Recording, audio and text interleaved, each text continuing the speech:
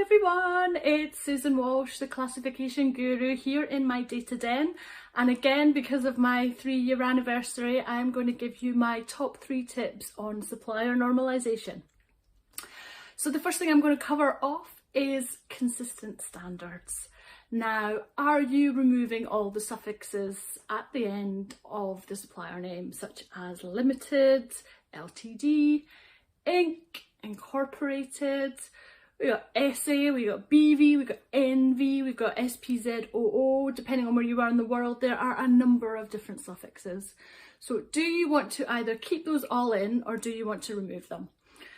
Now personally, I like to remove them for normalisation in the normalisation column because you will have some that come in with it and some that come in without. It's much easier to take off the inks and the limiteds quickly and normalise far quicker if you do that than try to make them all the same, especially if it's new data and you haven't seen it before.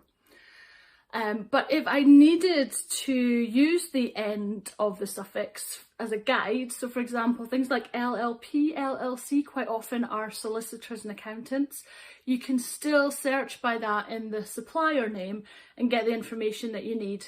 So that would be my personal preference. It's entirely up to you, but whatever method you choose, make sure it's consistent and all the same. My second tip would be to put your whole normalised supplier column in uppercase.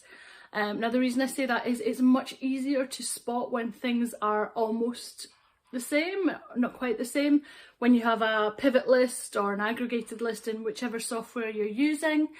It just makes it so much easier. You know, it's much harder to spot similar supplier names when they're in a mixture of upper and lower case.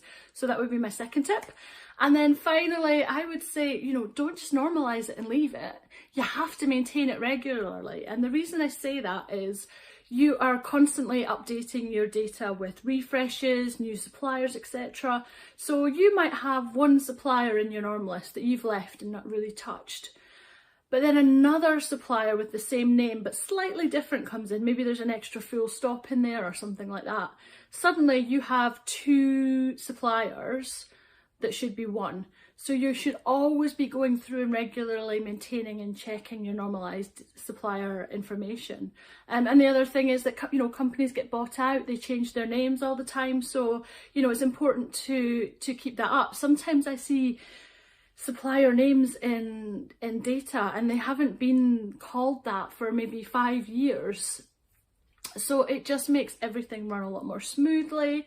It helps with reporting and analytics and making better business decisions. So that's it, that's my top 3 tips. I hope you found them useful. If there's anything else you would like to add, then please don't hesitate to pop them in the column below, comments below even. Thank you.